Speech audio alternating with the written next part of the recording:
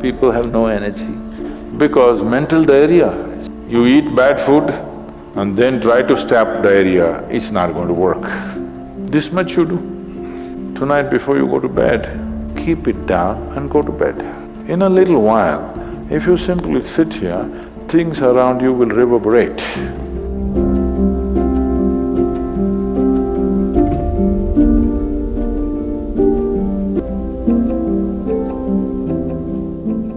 Is it possible to do it without using specific mudras, whatever? Yes. These are all small help, little assistance.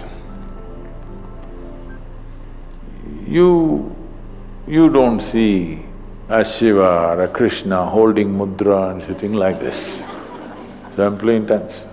Nor will you ever see me sitting like this.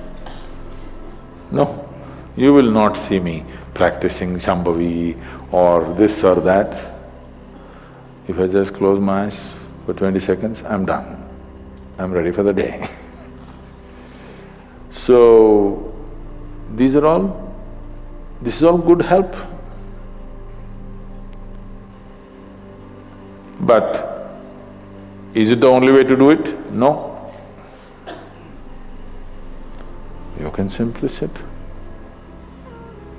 If you learn to simply sit, you'll become tremendously intense. Right now, your energy is simply expended by doing unnecessary, endless activity. When you have so much mental diarrhea, how can you have energy? Suppose you have diarrhea, do you see how weak you feel? Yes or no? Right now this mental diarrhea, that's why people have no energy. They want to just eat and sleep all the time because mental diarrhea is very exhausting. If you have physical diarrhea, you know how exhausting it is. Yes? This is also equally exhausting. People are sleeping 8 hours, 10 hours a day, not because they're working so much or their body is in such a bad state, it's just mental diarrhea. If you stop the mental diarrhea, there's enough energy to make this very, very intense.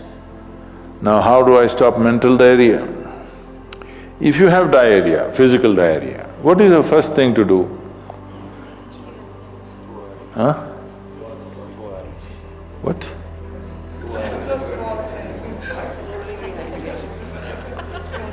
Yes, run to the toilet, I know that.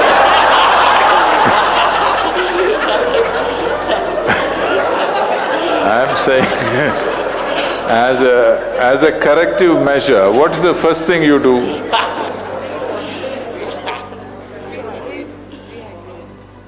No, as a corrective measure, what is the first thing you do?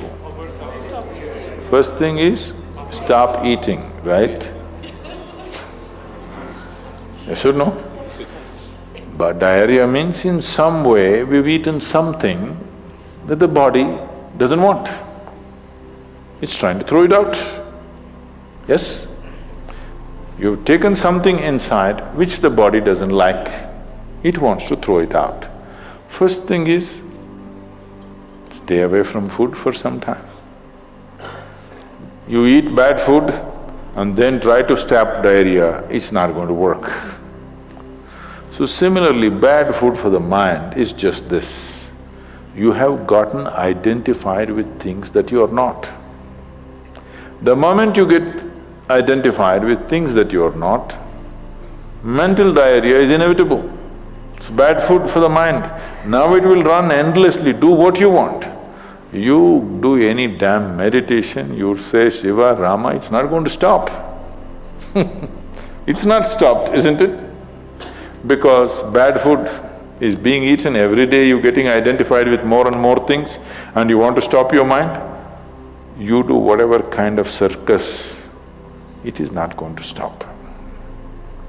If you disidentify with everything, if you understand what is you and what is not you, if you keep a little distance from that, mind will become still.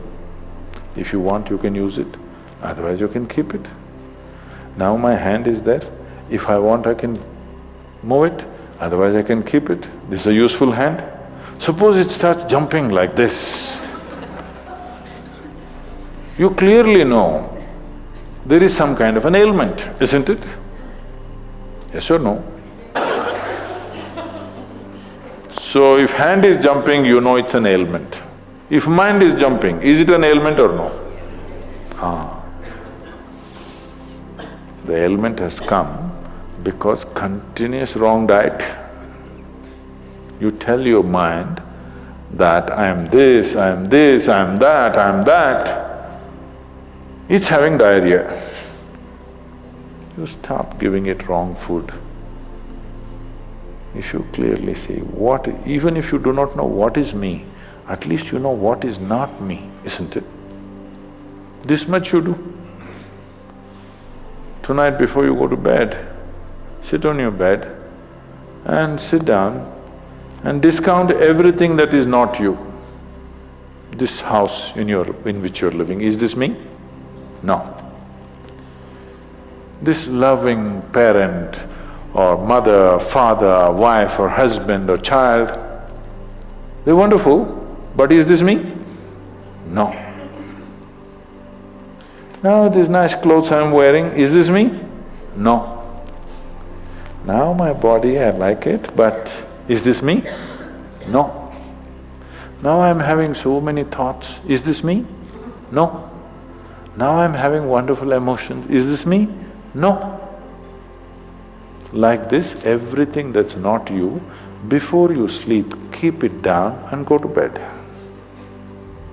Tomorrow morning, you will wake up considerably more intense than today. Every day you do it. In a little while, if you simply sit here, things around you will reverberate. Really.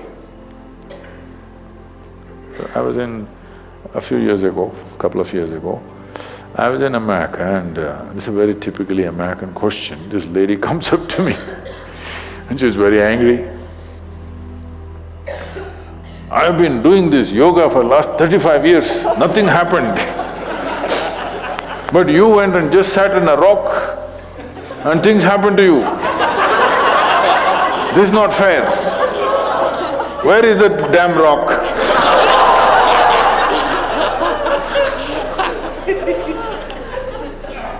She thinks it's the rock which did it.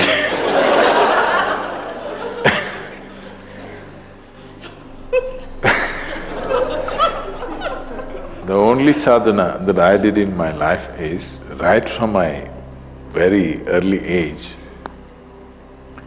though I was very actively involved with everybody around me, I never identified myself with my parents or my siblings or my endless number of friends or the society or the religion or the country or anything around me. Never identified. Not that I was not involved, I was very involved, very active. Even today I'm very active and involved, but not identified. If you don't identify with anything, there is enough energy in this to become intense. See, I want you to understand, your life energy right now in this body, how many things it's doing here as you're sitting here? Hello, do you know the complexity of activity it is doing? Every cell in the body, your liver, your kidney, your damn spleen and all kinds of stupid things that we cannot even figure even today. Yes? Just see as you sit here, how many things this energy is doing. Obviously it must be intense to do all this. You are not able to experience it because of diarrhea. When you have diarrhea, that's how you feel, isn't it? Yes or no? So that's how it is. Stop the diarrhea. Stop eating bad food, diarrhea will stop. Once diarrhea stops, there's enough energy in this to sit here and reverberate in a very intense way.